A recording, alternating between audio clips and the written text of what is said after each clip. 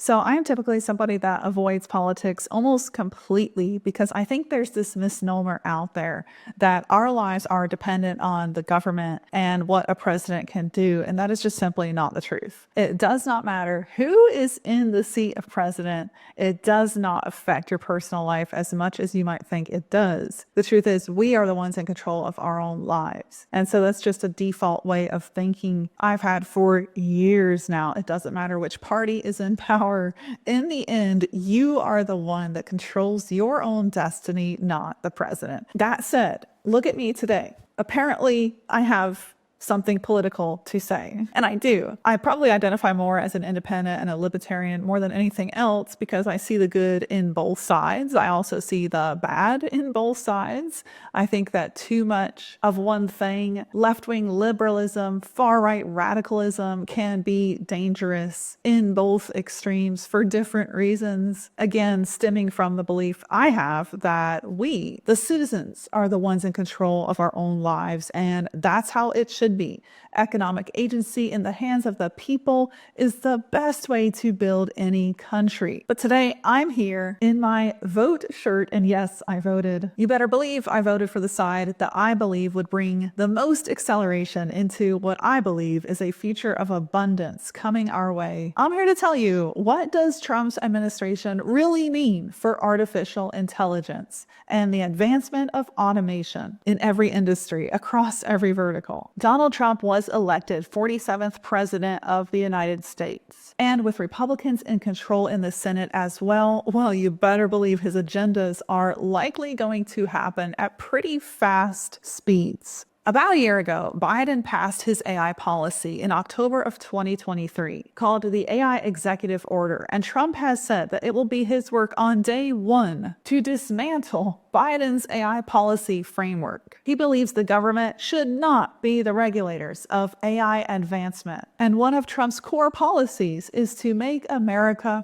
first in the AI game. I think, first of all, this means the AI itself and everything surrounding it, including decentralized currencies, cryptocurrencies, Bitcoin, and all the other more functional cryptos that are likely to be a part of the non-fiat economy, are absolutely going to skyrocket. You better believe I have some holdings in crypto, and I'm going to keep holding. I am bullish on a long, profitable run for cryptocurrency because if AI wins, then the future of what life looks like in a world of total automation is going to win too. And cryptocurrency, the blockchain, Web3, augmented reality, those things you can bet on as part of this new future. At a Senate hearing this July, Trump's VP, J.D. Vance, said some pretty interesting things about preemptive over-regulation attempts entrenching the tech incumbents we already have. Fancy way to say, I believe J.D. Vance is very much open source. He doesn't want centralized power over AI, and he believes that the big players out there, the Microsofts, the OpenAIs, the Google, are actively trying to steer regulation away from open source, smaller businesses, smaller players, and towards their companies. And you could say that that crosses the line of regulatory capture. I mean, OpenAI has had government members sit on their board. So yeah, I don't think J.D. Vance is wrong. With Trump's own VP holding this belief, I think we are going to see the playing field open up and room for innovators, entrepreneurs, and people who are not Google, Microsoft, OpenAI, able to step up because of the freedom and the liberty we are going to have around the pursuit of being the first in artificial intelligence in America. Here's what J.D. Vance said. Listen for yourself. Very often, CEOs, especially of larger technology companies that I think already have advantage positions in AI, will come and talk about the terrible safety dangers of this new technology and how Congress needs to jump up and regulate as quickly as possible.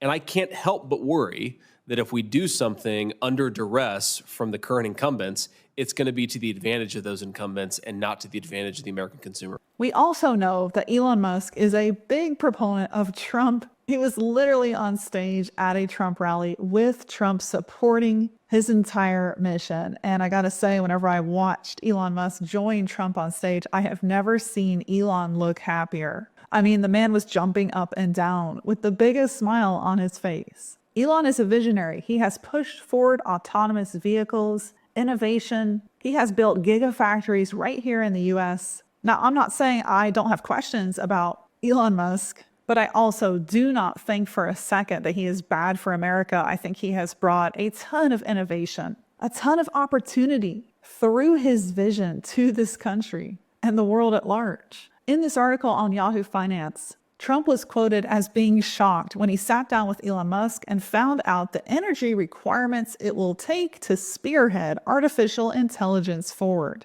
Trump is a fan of Musk's passion for AI, but he was surprised by the high energy demands of this growing technology. And Trump was quoted as saying, "This is shocking to me, but AI requires twice as much energy as the entire country produces." Yeah, welcome to the number one limiting factor behind the exponential rise of AI. Trump is all about energy. But if we're on the verge of quantum computing, nuclear power and energy, even more capabilities in solar, harnessing the sun, I think it's just a matter of time before we solve those problems too. One of Trump's focuses aligned with Elon Musk will be to outpace China in AI development. I think this is something the US should be doing. The innovation in China is both shocking and alarming when you see how they're merging human DNA with machines, growing human brain cells, literally stealing DNA from the smartest people in their country, creating closed room projects, experimenting with groups of people against their will. Well, do we want China to be the first in AI development? And so I'm a fan of Trump's race to literally make America first in the war to win AI advancement,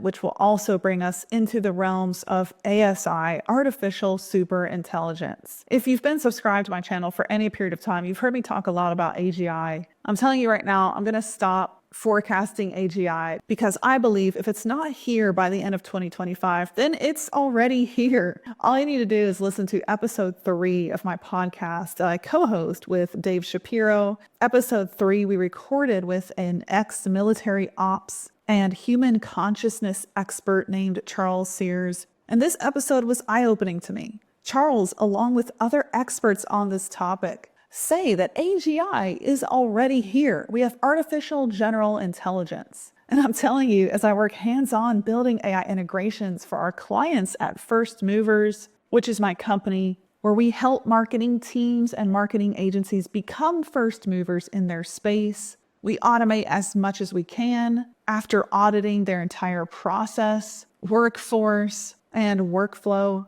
And what I see in the capabilities of AI tells me that in the LLMs alone, we may have a general level of intelligence that supersedes what a human brain can come up with. When I can train an LLM on my data, my history, and then get output that is literally better than anything I could write, and I don't need a writer anymore, I just need somebody to operate the machine. Well, yeah, we have definitely surpassed a general level of intelligence. And writing itself is one of the oldest, most early, and most used forms of communication in the human race. If AI has mastered that, well, what's to stop it from mastering anything else? And what I'm learning in my work with some very smart people at First Movers, I am so honored to be in the mix of so many integrations that we literally have our hands in. I'm learning that it's all about how you operate the machine. If you think that ChatGPT is crap, well, it's more in the prompt you used, which is probably absolute bullcrap. And you just didn't refine the data inputs you fed the LLM. So even crappy output from AI can be linked back to crappy input from humans, which again tells me that we have a general level of intelligence already in these models. So yeah, I'm going to stop debating that AGI is coming. It's on the horizon. I think it'll be here soon. And we're going to start talking more about ASI and what a life in the abundance era when ASI can replicate itself. We have swarms of bots controlling entire organizations. And when I say controlling, I don't mean some weird new world order from China. I literally mean that you can trust and you can deploy the AI more like a swarm of AI agents and bots that work together and are iterated upon by a head that is also AI. When you can deploy that to run entire organizations, businesses, marketing campaigns, the work done in factories, also done by robots in humanoid form, well, then what that creates is the opportunity for us to redistribute the profits that will be gained from automation back into the world at large, creating this era of true abundance. One that I'm telling you, we couldn't even have imagined before we started to see the potential of AI. And if Trump's administration can bring us closer to that future, I'm a big fan. Now, I've heard some experts say that by the end of Trump's next 4-year administration, so within the next 4 years, we're going to see some form of UBI deployed. Because if not, we are looking at a dystopia where there are no jobs, automation is doing it better than the human, and if you have better, faster, safer, cheaper, well, yeah, every employer is going to adapt. But it doesn't have to be this horrible dystopia presented to us in fictional stories. If we can figure this out correctly, and if we have minds like Elon Musk, the top economists, bright innovators, technical people, my big picture dream is to be involved, along with my co-author, David Shapiro, who is building an economic model for the post-labor society with top experts. Well, if you involve people like us in this mission, then you involve people that care about the future of humanity. And that is brilliant. And that is beautiful as we approach this, what could otherwise be a pretty painful divide between the here and now and the future of the abundance age. How do we get there? How do we close that gap?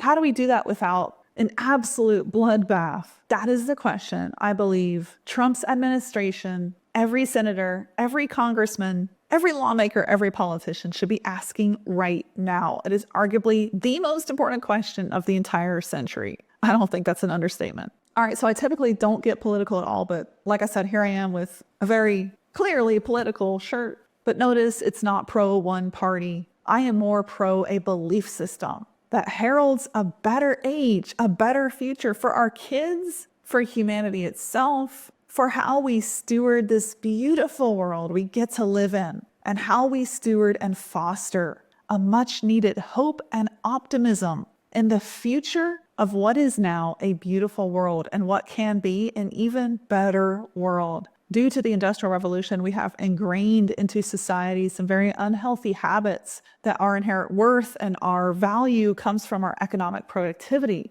When that is pushed and that is the mainstream narrative, we forget how to be a human being, and all we are is a human doing. And in that process of only doing, we lose our dreams, our imagination, which is one of the most powerful tools available to us as humans. All right, so this is a rabbit hole within a rabbit hole. We're going to wrap up this video now, but I hope that that overview of what I think is coming in the Trump administration is helpful. I have been asked several times to create a video on this topic, so here it is. First and last time Julia gets political, but honestly, this is a big topic, and Trump's administration will affect America and the advancement of AI in America, potentially positioning it as one of the leading countries in the world at the forefront of AI advancement and innovation. The blockchain, crypto, decentralized foundations of the new economy, all of that I think will become mainstream in America in the next 4 years. And we will most likely see some form of UBI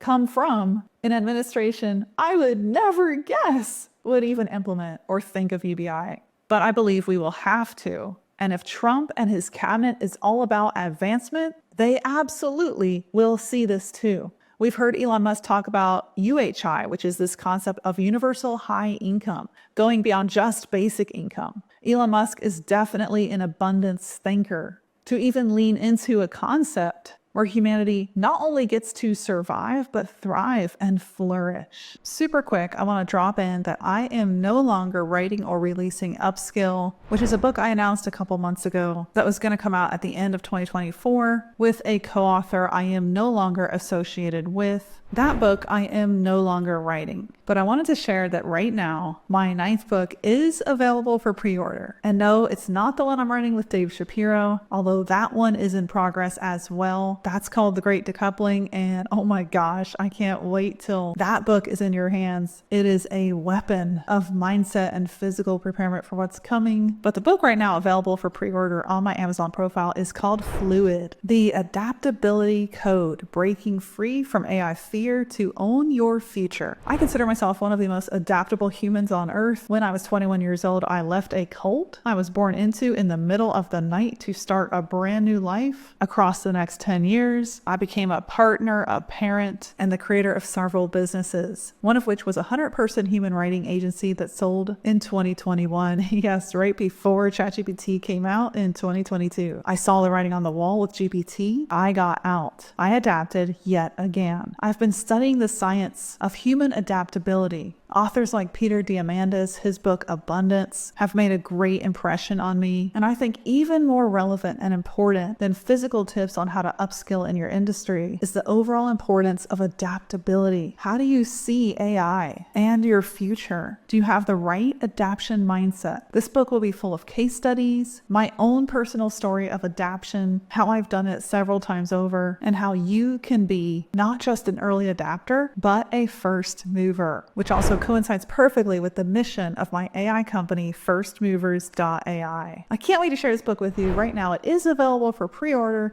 so you can go check it out on Amazon. Fluid, The Adaptability Code by Julia McCoy. If you have thoughts on this topic and what's coming in the next 4 years, I'd love to hear from you in the comments. Let's stay connected. Subscribe to my channel here on YouTube.